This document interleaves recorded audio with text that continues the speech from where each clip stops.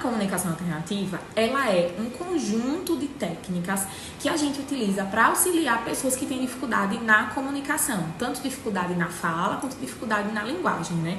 Então a gente quer ajudar essas pessoas a superar esses desafios de comunicação, a pedir coisas, a interagir, a nomear as coisas, a expressar os sentimentos, tá? E elas vão desde o uso de gestos, desde o uso da Libras, por exemplo. A Libras é um tipo de comunicação alternativa. Elas vão também desde pranchas, assim, ó, sistemas de comunicação mais simples, como pranchas. O PEX também é um tipo de comunicação alternativa, tá? De baixa tecnologia. E vai até sistemas de comunicação de alta tecnologia, né? Que a gente tem um output também, ó. Um output auditivo, né? Que fala o que a criança tá querendo dizer. Quando a gente fala de uma criança dentro do transtorno do espectro do autismo, a principal dificuldade dela é a comunicação social, que é o quê? É ela usar a fala dela para funções comunicativas mesmo, né? Usar de forma funcional para pedir, para interagir, para nomear as coisas, né? Para protestar, né? Então, essa criança ela acaba utilizando outras formas de comunicação. Ela sabe falar, mas ela vai lá e pega na mão do adulto toda vez que ela quer alguma coisa.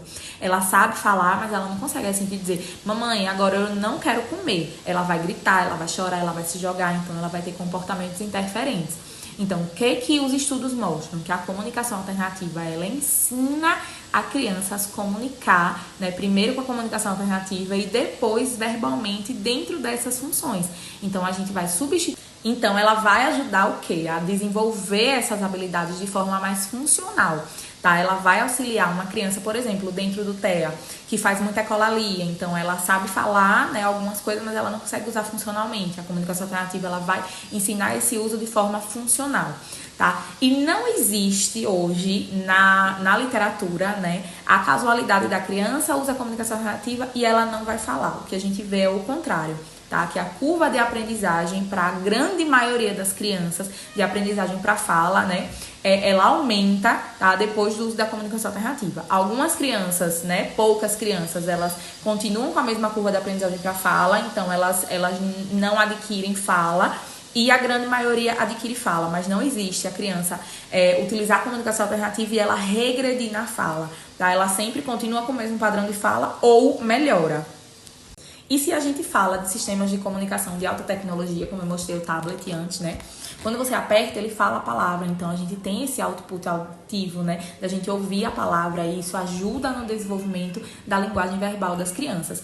E se a gente for parar pra pensar, ah, não, mas aí quando a criança estiver usando isso, ela não vai falar, porque ela prefere apertar. Não, gente, é totalmente o contrário, tá? Se a criança consegue desenvolver fala, a fala é muito mais rápida. Não é muito mais rápido a gente falar, ah, eu quero água, do que eu vim procurar o eu, depois procurar o quero, depois procurar o água, tá? Então, é muito mais rápido quando a criança aprende a funcionalidade da fala, né, como um todo. Então, esse sempre vai ser o objetivo final da fonoaudióloga, né, a fala.